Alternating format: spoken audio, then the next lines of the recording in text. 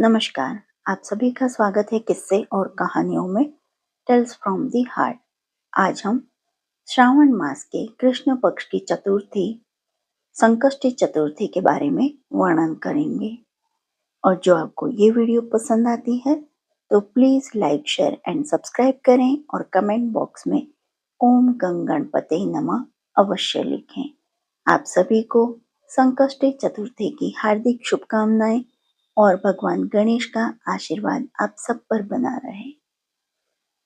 हिंदू धर्म में हर तिथि और हर वार का अपना धार्मिक महत्व है।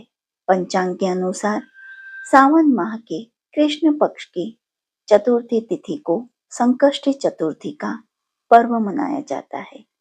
यह पर्व प्रथम पूज्य भगवान गणेश को समर्पित है। इस दिन लोग घर की खुशहाली और उन्नति के लिए व्रत उपासना करते हैं। मान्यता है कि संकष्टी चतुर्थी पर गणपति पूजन से जीवन के सारे कष्टों का निवारण हो जाता है। घर में सुख संपन्नता बनी रहती है। इस बार सावन माह की संकष्टी चतुर्थी जो कि 14 जुलाई को आ रही है, इस बार यह खास होने वाली है क्योंकि इस चतुर्थी पर कई शुभ योग का निर्माण हो रहा है।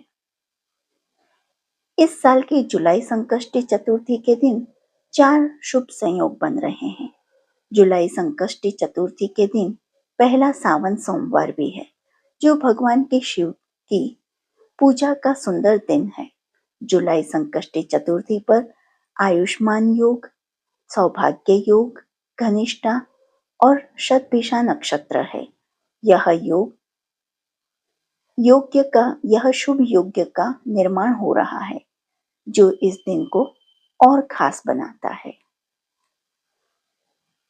संकष्टी चतुर्थी का महत्व। भगवान गणेश को विघ्नहर्ता और बुद्धि के दाता के रूप में पूजा जाता है।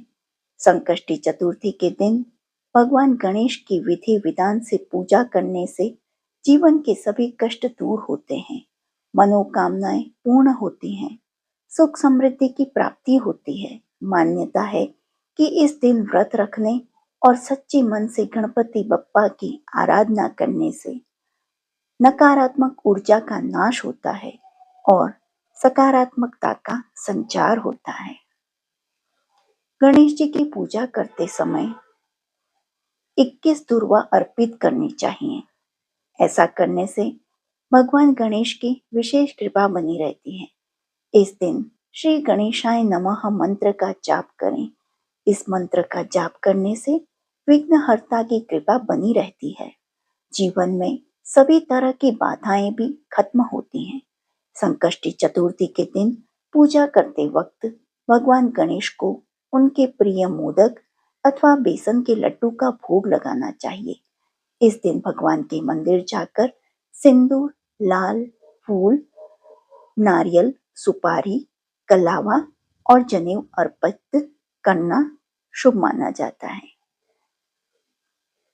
और अब हम शुरू करते हैं चतुर्थी व्रत कथा। श्रावण चतुर्थी व्रत कथा। ऋषिगण पूछते हैं कि हे स्कंद कुमार, गरीबी, शोक, कोढ़ आदि से अपाहिज शत्रुओं से सताया हुआ, राज्य से निकाला गया राजा, सर्वदा दुखी रहने वाले, विद्या रहित, संतान रहित, घर से निकाले गए व्यक्तियों, रोगियों तथा अपनी भलाई की इच्छा रखने वाले पुरुषों को क्या उपाय करना चाहिए जिससे उनका भला हो और ऊपर कहें गए कष्टों से भी मुक्ति मिले। यदि ऐसा कोई उपाय आप जानते हो तो उसे बतलाइए। स्वामी कार्तिकेय जी ने कहा, हे ऋषियों, आपने जो सवाल किया है उसके निवारण हेतु मैं आप लोगों को एक शुभदायक व्रत बतलाता हूँ, उसे सुनिए। इस व्रत को करने से पृथ्वी के समस्त प्राणी सारे कष्टों से छूट जाते हैं। यह व्रत पुण्य देने वाला तथा मनुष्य को समस्त कार्यों में सफलता दिलाने वाला है। विशेषतया महिलाओं को इस व्रत के करने से सौभाग्य एवं संतान की बढ़ोतरी होती है। यह व्रत धर्मराज युधिष्ठिर ने भी किया था। पहले समय में जब धर्मराज राज्य को छोड़कर अपने भाइयों के साथ वन में चले गए थे, तब उस वनवास के समय में ही भगवान श्री कृष्ण ने उनसे कहा था। युधिष्ठिर ने अपने कष्टों के निवारण हेतु जो प्रश्न किया, श्री कृष्ण जी ने से कहा, उस कथा को आप सुनिए। युधिष्ठिर पूछते हैं कि हे पुरुषोत्तम, ऐसा कौन सा उपाय है जिससे हम उपस्थित हुए कष्टों से छूट सकें? हे गदाधर, आप अंतर्यामी हैं, हमें भविष्य में कोई कष्ट ना उठाना पड़े ऐसी युक्ति बतलाइए।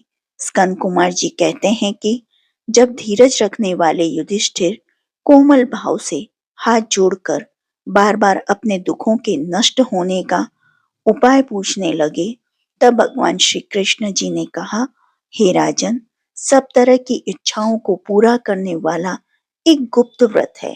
इस व्रत के बारे में मैंने आज तक किसी को नहीं बतलाया है।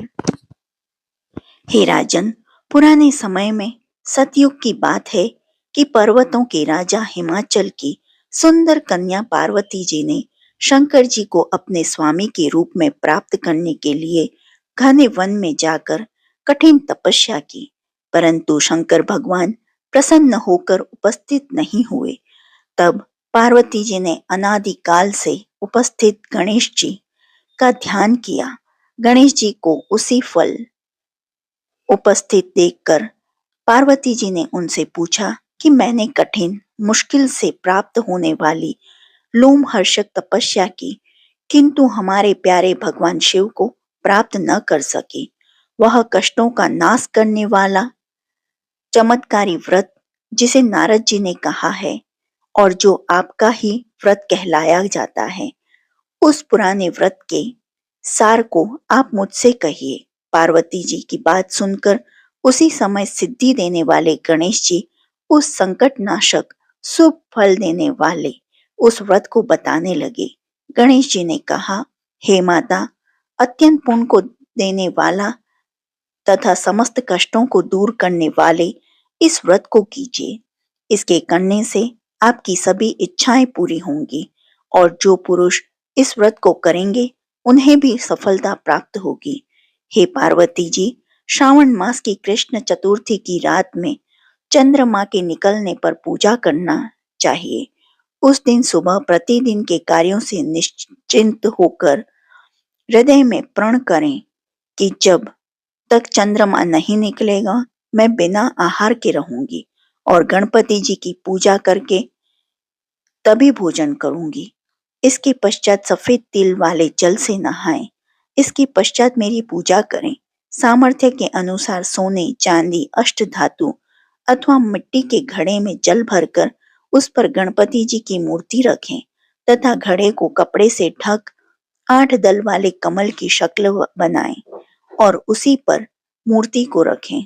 इसके बाद षोडशोपचार विधि से भक्ति सहित पूजा करें। मूर्ति का ध्यान इस प्रकार करें, हे लंबोदर, 4 हाथों वाले, 3 नेत्रों वाले, लाल रंग वाले, हे नीले रंग वाले, शोभा के भंडार, प्रसन्न मुख वाले गणेश जी, मैं आपका स्मरण करता हूँ। हे गणपति जी, मैं आपको बुलाता हूँ। हे विघ्न विनाशक, आपको नमस्कार करता हूँ। यह आपके लिए आसन है। हे लंबोदर, यह आपके लिए पाद्य है।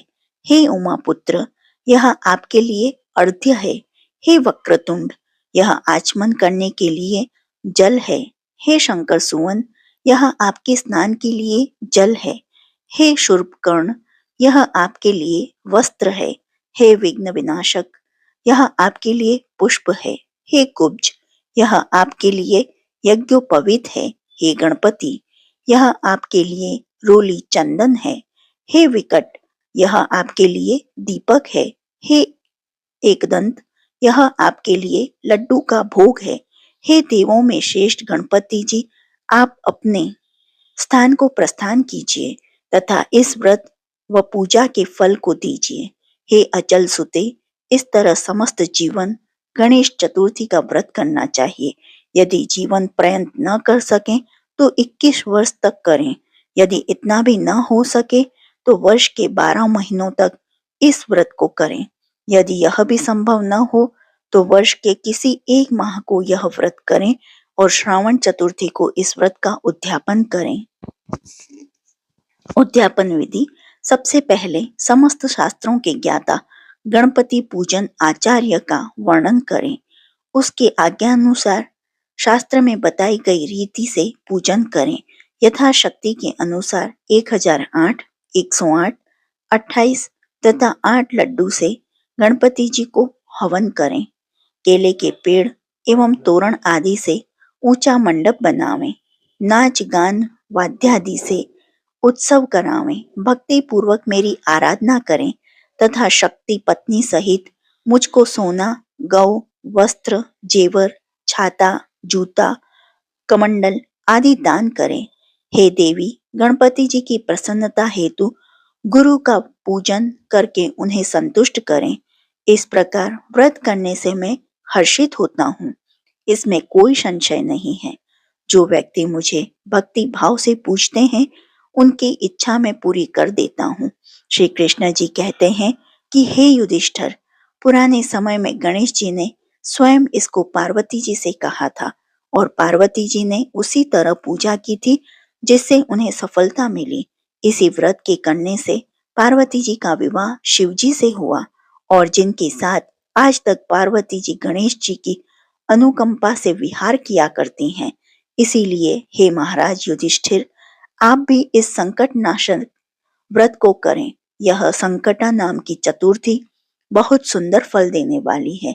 स्कंद कुमार जी कहते हैं, श्री कृष्ण भगवान के मुंह से इस प्रकार संकट नाशक चतुर्थी का व्रत सुनकर हे ऋषिवर, पहले समय में राज्य प्राप्त करने की इच्छा से युधिष्ठिर ने इसे किया था।